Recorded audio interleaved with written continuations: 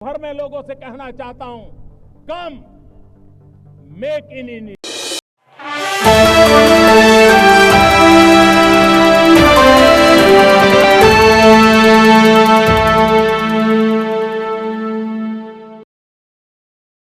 भाजपा नेता शुभेंदु अधिकारी के निजी सहायक चंद्रनाथ रथ की हत्या को लेकर जांच में चौंकाने वाली बात सामने आ रही है।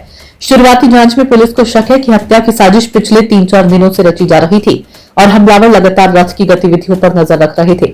इस सनसनीखेज वारदात ने राज्य की राजनीति और कानून व्यवस्था पर बड़े सवाल खड़े कर दिए हैं। कैसे हुआ हमला? पुलिस और भाजपा नेताओं के मुताबिक चंद्रनाथ रथ अपनी सफेद स्कॉर्पियो एसयूवी से कहीं जा रहे थे, तभी बाइक सवार बदमाशों ने उनकी गाड़ी का पीछा करना शुरू किया। मध्यम गांव के दोहारिया इलाके में पहुंचते ही हमलावरों ने एसयूवी को घेर और बेहद करीब से ताबड़तोड़ गोलियां चला दी। हमले में रथ को सीने और पेट में कई गोलियां लगी। गाड़ी चला रहा ड्राइवर भी घायल हो गया। दोनों को तुरंत नजदीकी अस्पताल ले जाया गया, लेकिन डॉक्टरों ने चंद्रनाथ रथ को मृत घोषित कर दिया। बाद में डॉक्टरों ने पुलिस को बताया कि गोलियां उनके दिल को चीरते हुए निकल गई थी, जिसके कारण उनकी मौत हुई है। पेशेवर शूटरों की तरह किया गया हमला। जांच से जुड़े एक वरिष्ठ पुलिस अधिकारी ने बताया कि हमलावरों का निशाना सिर्फ चंद्रनाथ रथ थे, जिसकी सटीक तरीके से फायरिंग की गई। उससे साफ है कि हत्या को पेशेवर अपराधियों ने अंजाम दिया। पुलिस अधिकारी के मुताबिक रथ ड्राइवर के बगल वाली सीट पर बैठे थे और हमलावरों ने सीधे उन्हीं पर निशाना साधा।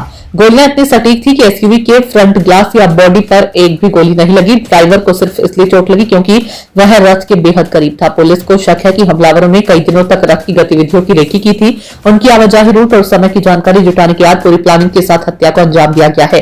प्रत्यक्षदर्शी ने क्या बताया? घटना के प्रत्यक्षदर्शी ने बताया कि हमला पूरी तरह प्री प्लान लग रहा था। उसके मुताबिक रथ की गाड़ी उसकी कार को पार करके आगे निकल ही थी कि अचानक सड़क पर रुक गई। तभी एक बाइक सवार शख्स कार के बाईं तरफ पहुंचा और बेहद करीब से फायरिंग शुरू कर दी। प्रत्यक्षदर्शी ने कहा कि हमलावर किसी प्रशिक्षित शूटर की तरह लग रहा था। उसने 2 गोलियां चलाई और तुरंत वहां से फरार हो गया। उसने बताया कि घटना रात करीब 10:30 बजे से 11 बजे के बीच हुई और अस्पताल घटनास्थल से केवल 200 या 300 मीटर दूरी पर था। गोली के बारी के बाद स्थानीय लोगों ने घायलों को तुरंत अस्पताल पहुंचाया। संदिग्ध गाड़ी बरामद, नंबर प्लेट फर्जी निकली। घटना के बाद पुलिस ने इलाके की घेराबंदी कर जांच शुरू कर दी है। जसोर रोड और आसपास लगे सीसीटीवी कैमरों की फुटेज खंगाली जा रही है। स्थानीय दुकानदारों और राहगीरों से भी पूछताछ की जा रही है। पश्चिम बंगाल के डीजीपी सिद्धिनाथ गुप्ता देर रात अस्पताल पहुंचे और बताया कि पुलिस ने एक संदिग्ध 4 पहिया वाहन जब्त किया है।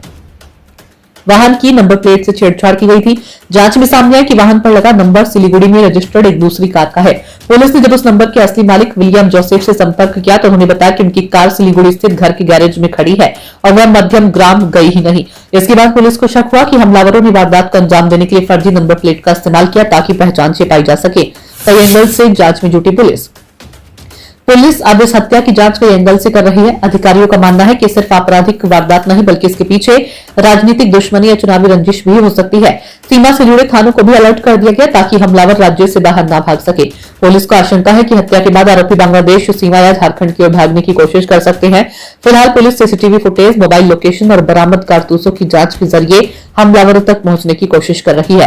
विधानसभा चुनाव में भाजपा को मिली बड़ी जीत। ये घटना ऐसे समय हुई जब हाल ही में हुए विधानसभा चुनाव में भाजपा ने बड़ी जीत दर्ज की है। पार्टी ने 294 में से 207 सीटों पर जीत हासिल की।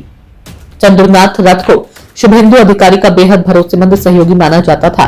उन्होंने नंदीग्राम और भवानीपुर दोनों सीटों पर चुनाव प्रबंधन में अहम भूमिका निभाई थी। जहां अधिकारी ने जीत दर्ज की थी, भवानीपुर सीट पर उन्होंने तृणमूल कांग्रेस प्रमुख ममता बनर्जी को भी हराया था।